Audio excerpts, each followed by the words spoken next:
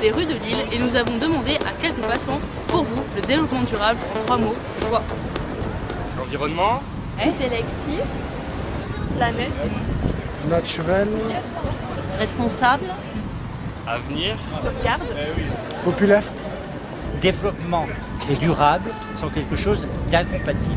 écologie, écologique, économique, Je suis un 68 art et je dis croissance zéro.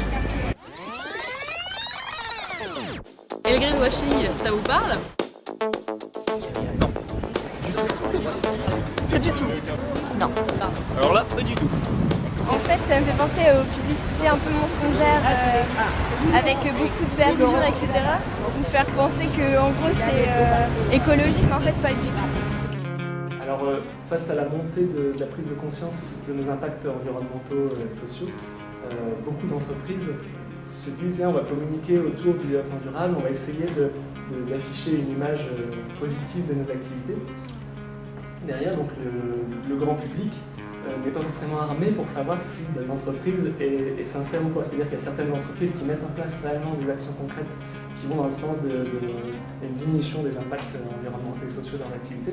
Et il y en a d'autres qui se sont dit l'important c'est de communiquer. Donc l'objet même des prix Pinocchio, c'est de mettre en lumière justement les cas les plus extrêmes, les plus flagrants de déconnexion entre le discours et les actes. Les nominés sont des entreprises françaises généralement, même si elles ont des activités dans d'autres pays du monde. Exceptionnellement, on peut aussi nominer des entreprises internationales, étrangères, qui ont des activités en France ou qui sont très connues en France. Et ensuite, sur la base de ces nominés, il y a un vote qui est organisé sur Internet. N'importe qui peut voter pour déterminer les nouveaux gagnants des prix Pinocchio.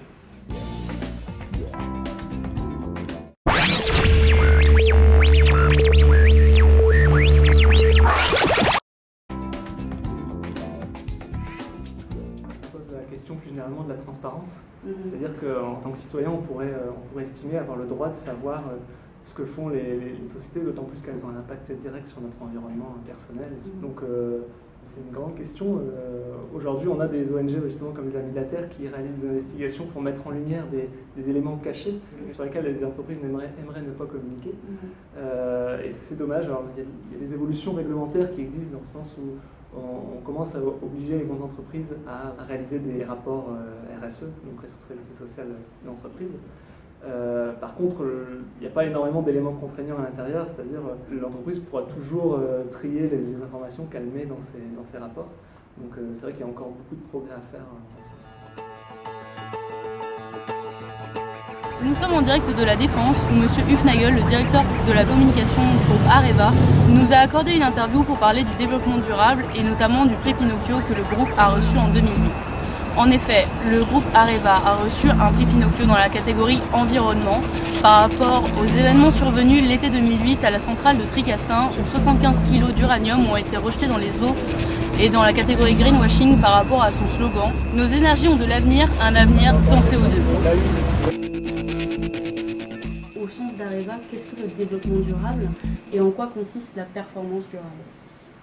Écoutez, chez Areva, on essaie d'être aussi concret que possible. Déjà, le mot développement durable, il a à la fois une qualité, c'est qu'il est connu de beaucoup, un défaut, c'est qu'il est très exhaustif, très large, un peu flou.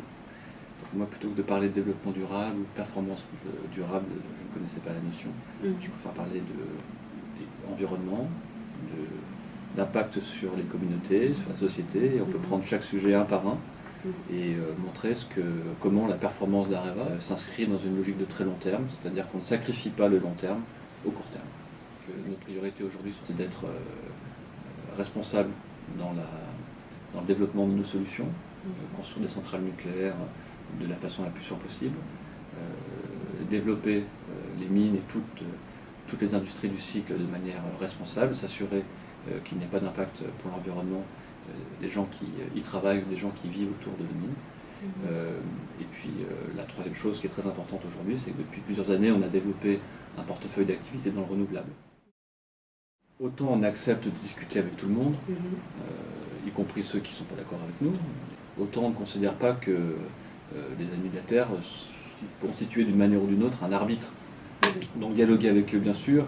Le principe même de recevoir ce prix Pinocchio nous fait ni chaud ni froid. Mais je ne vous dis pas qu'on ne prend pas les avis, les questions comme des éléments importants de notre communication. Il est arrivé qu'Areva ne réponde pas assez aux questions des concitoyens, aux questions des journalistes. Et pour le coup, on a réagi, on a fait des efforts de transparence, on a fait des efforts pour informer davantage et mieux nos concitoyens. Mais en l'occurrence, le prix Pinocchio, on n'a pas attendu 2008 pour réagir en matière de communication.